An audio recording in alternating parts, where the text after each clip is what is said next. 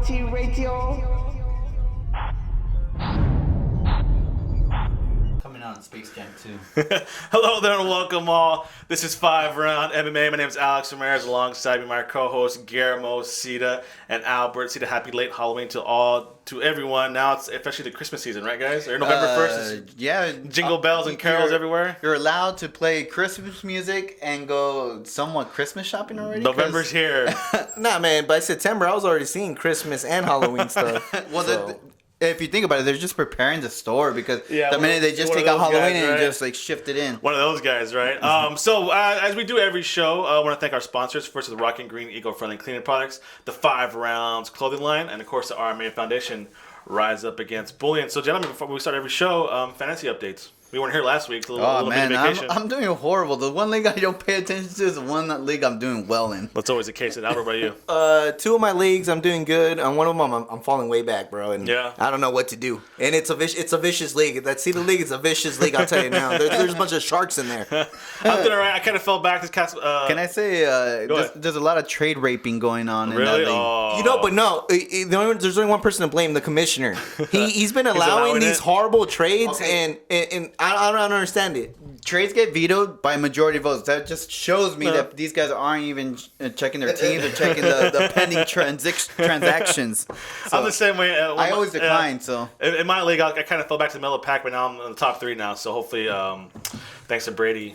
No, I don't have top 8 my quarterback, but a couple of wide receivers. So we'll see. It's funny how fantasy football makes the season go by a lot faster because we're already like halfway through the point of the and the NFL. As opposed to like, every week you're watching your teams match up and it's not a good matchup or they have an off week. Where every week there is no off weeks anymore for the NFL, so it's kind of crazy. I live and die by Julio, by the way. So let's get to the world of MMA now. We have a lot to talk about. We were off last week. Now, between last week and this week, not too much, kind of the same headlines here and there. So the biggest one in the past 2 weeks was a reinstatement of the Johnny Bones Jones, Jon Jones, the one, the only Jon Jones, reinstated by the UFC a couple weeks after he was sentenced to probation and community service. Just a quote here from the UFC's press release. Where is it at? I am trying to find it. Hold on. As UFC expects Jon Jones to meet all the terms of his plea agreement, including mandatory community service, as a condition of his reinstatement. So effective immediately, he's in, and it says the UFC is currently discussing with Jones as a potential date for his return to the octagon. So, just initial reactions when you heard Jon Jones being reinstated, guys. Slap on the wrist. I already kind of before went on a little rant You knew it was going to be slap on the wrist. Yeah, I know. I went on a little rant before. I mean, like if this is your full-time job and you got caught, with illegal drugs, hit and run, or hurting a pregnant lady, you would never be, you would get fired and you would never be allowed to enter this organization ever again. Mm-hmm. But that's not how the UFC works because Jon Jones is their moneymaker. It's a slap in the wrist. You got whatever plea deal that he got into, you got community service. Oh, that's good enough on your record book for us to keep you around because you're still going to make money for us. So that's kind of my thinking. I do feel that it was a slap in the wrist, but let's keep it real. He hasn't fought in almost over a year. January was the last time he fought. January's coming up. That's a year off. And to tell you the honest truth, I never liked Jon Jones as a fighter. I think he's very fake.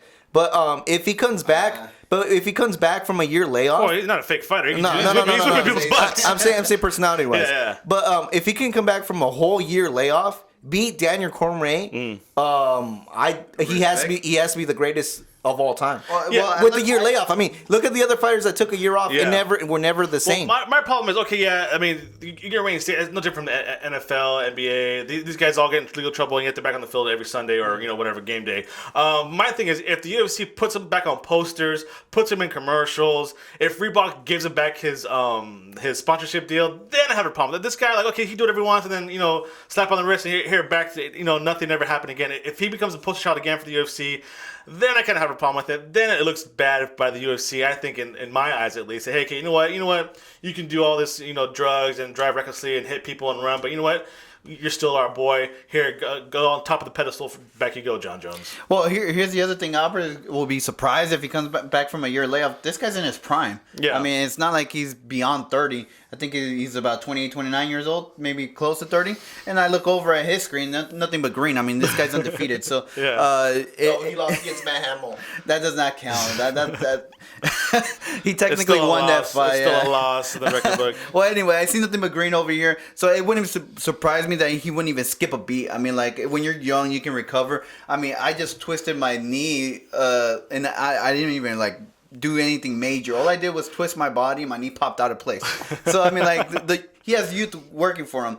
So I don't think he'll get back into the cage and skip a beat. You'll be like, oh man, he's still just as dominant as ever. That's how I see him going against Daniel Cormier. And that's what I was trying to make a point though. I'm saying if he does come back, win the title, and in a spectacular, he is the greatest of all time. I mean, the guy took a year off in his prime. Doing what? Doing what? Yeah. But even if you go look at his Instagram and social media, he's been putting up clips of him training, and the guy looks jacked up.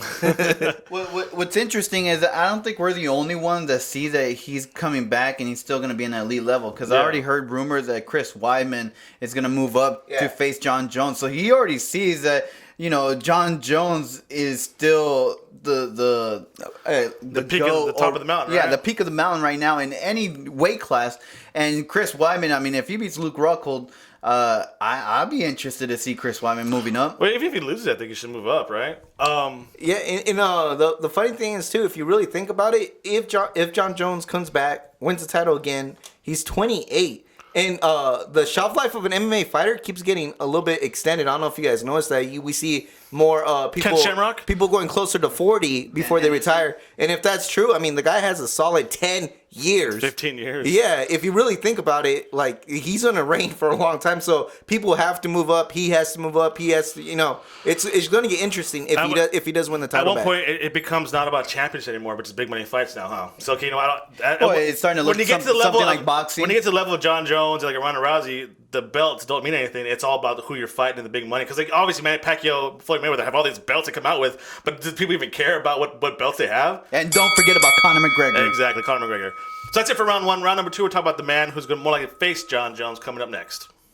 All right, time for round number two. The man most likely to welcome back Jon Jones into the octagon will be Daniel Cormier, the current UFC light heavyweight champion. Not interim, he's the current light heavyweight champion. A quote from Cormier said that this is the best news he heard in a long time, and yada, yada, yada. Once he said, I can't wait to compete against Jon Jones. So, is Daniel Cormier really happy Jon Jones is making a comeback? I think so. I mean, like, if he's your biggest rival and he has that one win over you, and especially the build up to Jon Bone Jones, you don't think that this guy wants revenge or at least another crack at him to at least prove that a better Daniel Cormier will show up on the octagon? I think that's why it's good news for him, because now he gets that second opportunity. So Albert, you said round one that if Jon Jones comes after a year off and defeats Daniel Cormier and proves one of the greatest fighters of all time, so what does that make Daniel Cormier after he can't beat a guy who's off for a whole year? I think that really puts him in limbo. But I think as far as like where he's at in the division, I mean, he either has to go back up to heavyweight or work his way. That means everybody in the light heavyweight division needs to disappear. No, pretty much, yeah. Yeah, pretty much. Yeah. But I do think DC is sincere in what he's saying. I think he really wants the Jon Bone Jones fight for two reasons. Well, because he said, I can't wait to compete against him. Like, why do you say you can't wait to fight him or something? Like, I don't like, you want like a race, or what does it mean compete? I mean, like, he wants to fight the guy, right? Yeah, well, that's what I got out of it. But I really think it comes down to two things. One, this is going to be his biggest money fight he's ever going to bring in. Because if the first fight brought in a good amount of numbers, imagine the rematch. And also, once they put all those, the hated rivalry and the Twitters that go back and forth, that's one. And the second thing is, let's keep it real. I think DC is the legit champion, but everybody knows that's like that elephant in the room.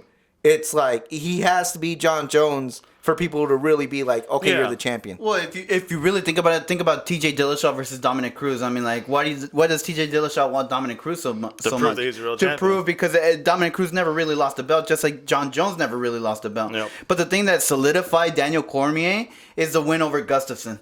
I mean, if Jon Jones had trouble with Gustafsson, imagine the best Daniel Cormier in there against Jon Jones. And I think that's his perspective. It's like, man, if I really came out the way I'm supposed to, like 100%, I have a shot to beat Jon Jones.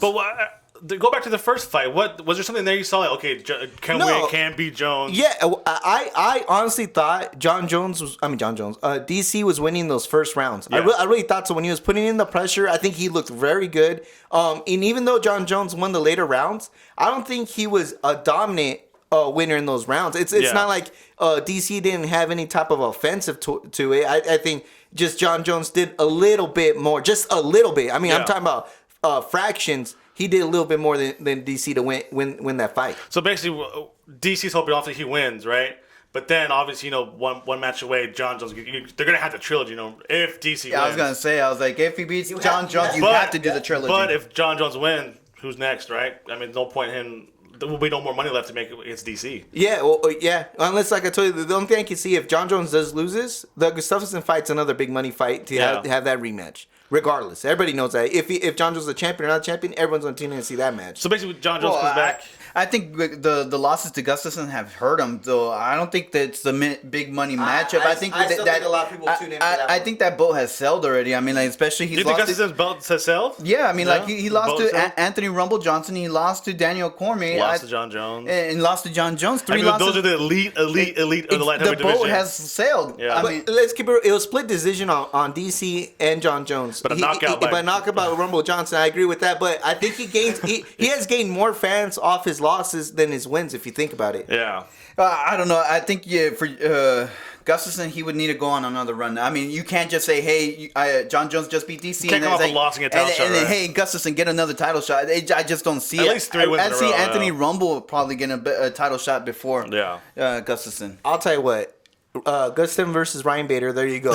Keep the streak alive. And what about Ryan Bader? Why can't he welcome Jon Jones back into the octagon? Huh? Yeah, and welcome Ryan Bader. I think he was saying he wants one title shot before Jon Jones gets exalted. Please let me get a title shot because I know once Jon Jones comes back in the octagon, I'll never see a chance of UFC gold again. So this is the prime striking for the Ryan Bader. But like I said, obviously it's going to be Jon Jones. He's going to get a title shot right away. It's not going to be no warm up match. I mean, it's the big money maker. Maybe with January. And it really should be that February, way, regardless of like March. Even what I think, what anybody thinks of Jon Jones. This should be the matchup should be straight up DC versus Jon Jones. There's no if He never lost the belt. Yep. So That's it for round number 2. Time for round number 3. As much as it hurts me to say this, I know it does you, Guillermo, but Albert, you were right, man. This is about... Say that again? Albert was right. If you guys listen to the podcast for the past few months now, whenever Paige Van Sant comes up... I've been preaching it till my face turned blue. So this is... that was the matchup. Joanne Caldwell is hurt. She had to pull out of her main event bout against Paige Van Sant, and stepping in for Joanne is going to be Rose Thug Namajunas. And this is a Rose versus Paige Van Sant is a matchup that Albert's been tweeting Joe Silva about, saying on the show this bout needs to happen, and what happens, it's gonna happen, man. So you're right. You stoked about it or what? I'm very pumped about it. What I'm not pumped about it's the fight's in December, so there's not much time for actual promotion. I think they really could have built up this fight because I really do think this is I think this is equivalent to when Ronda Rousey first fought Miesha Tate. And nobody knew who Ronda Rousey was at the time. Beef though between the two. But nobody knew who Ronda Rousey was at the time. But you had these. I'm talking about Strikeforce. Sorry, I'm talking about in Strikeforce the very first time. I think it has the same feeling where like, if you're an actual MMA fan, you knew about these fighters, but if you're not, this is the fight to introduce you to it. Yeah. And I think this would have been a perfect introduction fight into the women's strawweight division. I really do think because you got the poster child Paige, and then you got the thug and thugonomics Rose. So I mean, what more you want? That's like a promoter's dream come true. Does Albert think that the winner out of this is going to be like the poster child of the strawweight or challenging Joanna? Well, with Rose, she was the runner-up for the tough season when the strawweight division introduced. She lost to Carla Esparza, but she wasn't kind of like the one the UFC kind of wanted to push forward. And in this brand new division, she had kind of a unique look to her. I think Dana White compared her to Ronda Rousey right away. So, yeah. And obviously she lost in. Well, from the picture, she looks beautiful too. Oh yeah, of course. That was the other thing too. I didn't want to. I didn't want to be not so about looks, obvious it's about talent. when I said Lamisha Tate versus Ronda Rousey. But let's just say that poster be very appealing to a lot of people. So but the thing with Rose, she lost in the title bout against Carla Esparza, pushing a record of 2-2. So now she's only 3-2 total of her career. So it's kind of like, do we want this a fighter who's so young?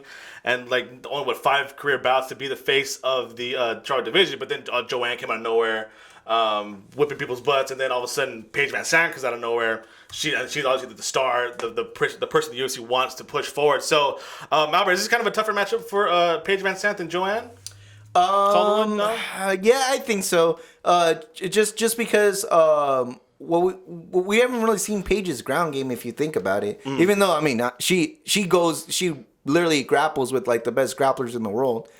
We haven't seen the ground game, and that's what Rose is kind of known for, her little crazy jiu-jitsu stuff. And we always she's an amazing stand-up fighter too. I think it's gonna be an exciting bout because I think both these girls really push it. Like I think Joanne, even though she was a good striker, I think it wouldn't have been as an exciting fight. Yeah. And something tells me that these ladies might go to the extreme and talk some good smack. Rose, even though she's not known to talk a lot of smack, she a thug. Gets really emotional. Yeah, she gets emotional. I mean, like, she won her last bout. She cried for a good long while after it. So she's super emotional in a good way though. Like, And Paige, we've seen that she's not scared to express herself in interviews and stuff like that. So I hope she really keeps pushing. Like and like we said earlier, I mean, it's a very attractive matchup.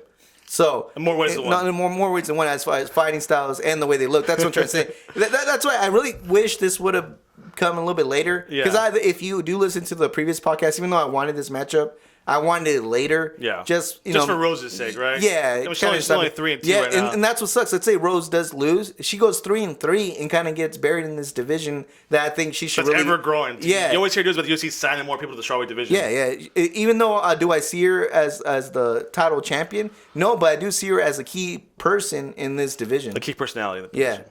So, Guillermo, excited for this? I don't know, dude. I'm being distracted by Albert's beard. I swear he's starting to look like Bigfoot over here. Well, we are in Movember, right? Is it Movember just for mustaches, right? Yeah, but my mustache extends. And plus, it's the winter season. I gotta stay warm, guys. Winter, because Winter Albert right here. A lot of beards going around. So Rose Namajunas versus Paige Van Sant, December 10th, UFC Fight Night. And in Vegas, guys. Should be pretty. I'm excited for it. Yeah, I'm a big fan of Joanne Calderwood, too, but I think this is and a funny little fun fact, they both lost to Tisha Torres, by the way. Tisha Torres? Yeah. Wow. Tiny Tornado must be just like, so, yeah. There's another matchup and potentially in there that jump in there. So there you go. All right, let's take a little break now. When we come back, we're going to talk about Guillermo's boy, Stipe Miocic, how he just won the lottery, going from Ben Rothwell to Andre Arlovski. And, of course, there are often injuries of Khabib Nurmagomedov. So stick around, guys. Welcome back. Thanks for sticking around that short little break. Time for round number 4. Stipe Miocic was hurt a couple weeks ago, had to pull out of his Fight Night bout against Ben Rothwell. But then a week after he announced the undisclosed injury, I'm hurt, I'm not going to do it. So instead of gradually rescheduling his bout with Ben Rothwell, UFC's like, you know what, Stipe? We're going to put you against Andre Arlovski, and it's not going to be on free TV in Ireland. It's going to be on pay-per-view at UFC 195. So what better luck does your boy, Guillermo, Stipe Miocic have? I don't think it's luck. I mean, you saw his matchup against Junior Dos Santos. He stood toe-to-toe with Junior Dos Santos, which only Cain Velasquez is known to do. And you could argue for either or Stipe or Junior Dos Santos winning that fight. Bout. So I think, honestly, no disrespect to Ben Rothwell, but I think... No, a lot of disrespect to Ben Rothwell. But Stipe Miocic deserves to be in the number 1 title contention. So I think that matchup with Arlovski means a lot now. Had he beat Ben Rothwell, what would you guys have said about Stipe? Give him somebody else. Give him somebody else to prove himself that he's the number 1 contender. Now let's say a win over Arlovski. What are you going to say? Give him Verdum. Exactly. So, obviously Dana White's listening to us or someone in the UFC because we've been saying this, that Stipe Miocic is the cream of the crop of the heavyweight division. What's just so funny is like Ben Rothwell's reaction on social media. That's when Stipe pulled out, I was really mad, and then after that, it's okay, give me somebody. And then the UFC gave him nobody. Yeah. And they gave Stipe Arlovski, and Ben Rothwell just hang out there. He gets booked before, yeah. The guy who's actually healthy. Well, Ben Rothwell needs more fights. I mean, he who did he beat last? And they did a great promo. Overeem, didn't he? Yeah, he just beat no. Overeem or somebody. It wasn't before after Overeem. that. Overeem was scheduled to fight JDS. No, I mean Rothwell's last win. Hold on. Ben Rothwell's last win was against Overeem. Yeah. Really? Yeah, it was actually a pretty huge win. That's what about.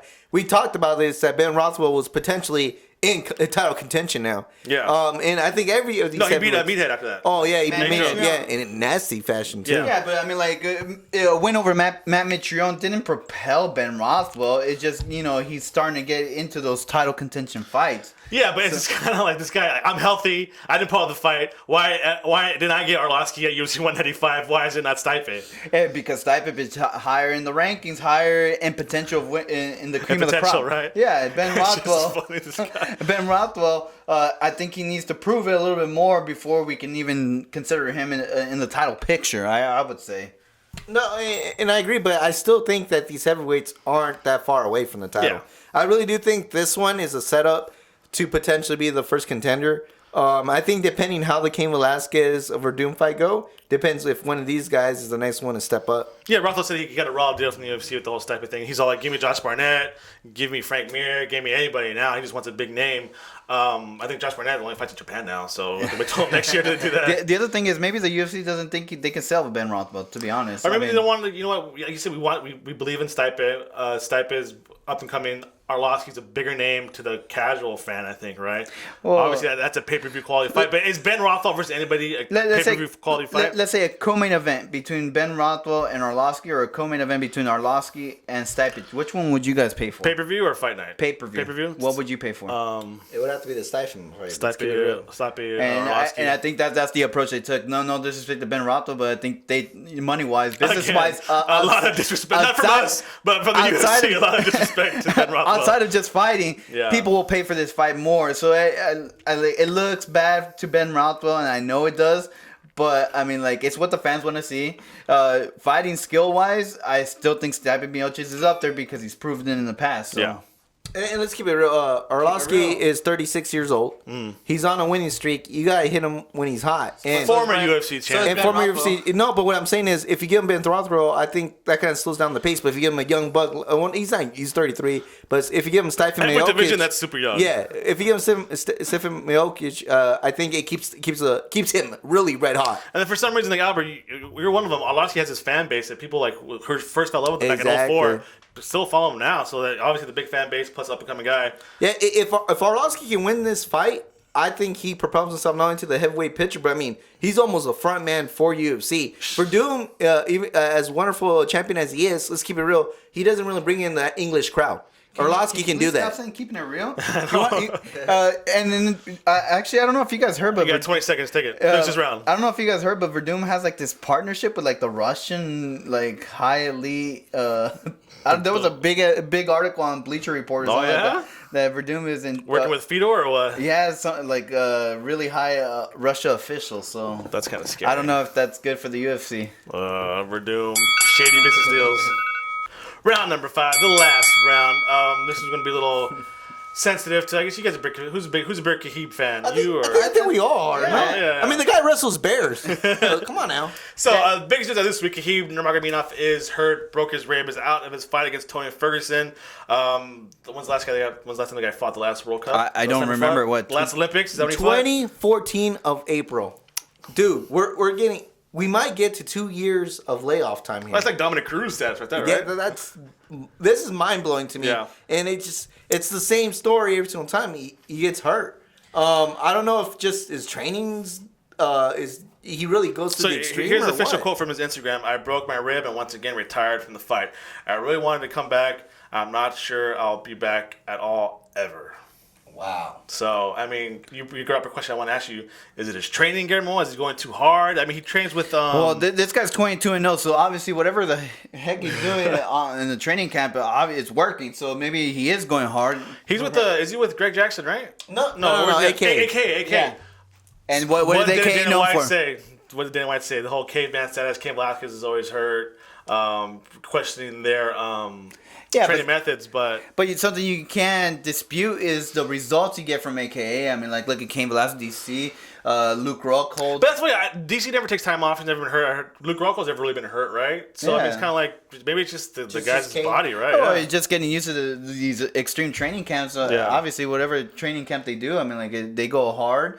John Finch was never hurt for a long period of time, right? AKA product, well, the first guy to come out of AKA, really. Yeah, so, and then I think Khabib is young enough. I know he's probably overreacting on the Instagram post saying, like, he's going to retire after this. Yeah, he's bummed more than anything. But, I mean, like, I think he's still fairly young. I don't know his age. You guys have Wikipedia out. He's 27. Yeah, he's still fairly young where he can come back. We talked about Jon Jones earlier, that taking a year layoff. I think this would be even more impressive, taking 2 years off and still remain undefeated. Yeah, but, I mean, like, in the light heavy division, there's new stars being built every pay-per-view, right? I mean, this is a belt that's kind of changed hands a lot in the history of the UFC. This is a guy, Khabib, has been made a name for himself more outside of the octagon rather than inside. No, smash talking, getting in a fight with the Diaz brothers at the World Series of Fighting event. No. So I think people have known him more because he hasn't fought in almost 2 years now. But he's still relevant. Yeah, so people know who he is. Like, oh yeah, that's the guy who got in the fight with the Diaz brothers, right? So like, Guillermo, this is a guy who talks a lot of smack, especially online. But now with having been fought in almost a year, 2 years now, should he still keep talking smack to be at least relevant to the people's eyes? Yes and yes. Okay, so yes to be relevant, and yes because he has the biggest win that over Rafael Dos Anjos, and from what I remember, it was very dominant. Like he dominated Rafael Dos Anjos, who is a current champion. So I mean, like no matter how much layoff he has that one win over him, so he can still be relevant. And even if he comes back, it's like, hey, I beat this guy. You guys remember? But by the time he comes back, if Dos Anjos is still champion or not? Well, think about it. Dos Anjos gets so much disrespect from everybody that he's not that good. He's not that great. Yeah. What do you think is the perception of the fans? So what do you think the perception of the fans is that Khabib does have these wins over him, so he is capable of coming back at any time and still showing that dominant performance. But like I mentioned earlier, when he comes back, is he still going to be the champion? I have a win over the former champion because Donald Cerrone beat him, or hypothetically speaking. Thing is, he's gonna have two years layoff about there. But if you really think about it, like when you have one injury, especially let's say a knee injury, it takes you out for 6 to 8 months. So, yeah, I think with two new injuries for Khabib, and then now the broken rib, so it's like. I think the main thing that we were missing all here, training too. We're missing. It was a rib injury, and I think rib isn't like career-ending injury. Yeah. I think if it would have been his knee again, then maybe like a shoulder, like a joint, right? Him saying this, then maybe I will put more value to it. But because it's a rib injury, I think he's just bummed out. That's what it really comes down to. Even if we go back to Dominic Cruz, his last injury, which was the groin, right? Yeah. See, that's not like a devastating. If it was his knee again, oh man, then it would have been way different. I thought with this groin, he almost tore it out. So but I don't think that's but trust me, when you pull your groin, it's not fun. So I mean, like if he almost tore it, I mean, like that's. But you never hear any like professional athletes retire like, oh man, this is such a severe groin injury, he has to retire. Well then, it's always a reoccurring knee injuries, reoccurring back injuries, a shoulder injury, an elbow injury. Well, and that's why I say I'm not worried. Moving parts, you know what I mean? Yeah, that's why I'm not worried with Khabib. It's just because this guy's he's always in the news because he's always talking smack about somebody. But now, like, we want you to fight now, man. The fans want to see you fight. You have your fans. You've made your fans through social media. And they probably have gone back to the UFC Fight Pass and watch you fight. This guy can't fight. Now let's why don't you fight now? I want to see his caliber. I want to see his Dos Anjos, But the eagle will soar again. Eagle will soar again. I like that. That's it for today's show. Make sure to follow us, as always, on Twitter and Instagram at FiveRoundMMA. Follow us on follow us on Twitter, Instagram. Just follow us. Like us on Facebook. Subscribe to us on iTunes, YouTube, Podomatic, and please visit FiveRoundMMA.com. You can check out this podcast and other great MMA podcasts on FightBookMMA.com. That's FightBookMMA.com under the podcast section. The big thank you to all of our sponsors: Rocking Green, eco-friendly, clean products, 5 Rounds clothing line, which Guillermo is wearing right now. I think they have a bunch of new beanies out too. Check out the website. Just in time winter for the weather. winter. Yep. And of course, the RMA Foundation Redemption Martial Art to rise up against bullying. Albert, what do you got? I just want to say, even though we were off last week, it is worth checking out our Best of series because you do get to see a MMA bout and one of her best interviews. And I thought I put up a pretty good best of last week. Yep. I'm not gonna lie to you. I didn't see it, so what was it? Don't really go see it. Check it out. Also, too, before we leave, former guest, a good friend of ours, Soul Paley, retired from MMA last week. So congratulations to him. Future endeavors, right? Wish you best on your future endeavors. The Hulk, Soul Paley. And WWE Network is getting really good. They have a new what's it called? I'm not gonna watch Swerve, bro. No, okay? it's you not keep Swerve. saying, hey, Alex, watch Swerve. It's like it's like HBO does that special on football. What's it called? Hard Knocks. Yeah. It's something like that. It's cool. I'm not watching Swerve. Oh yeah, the cream of the crop.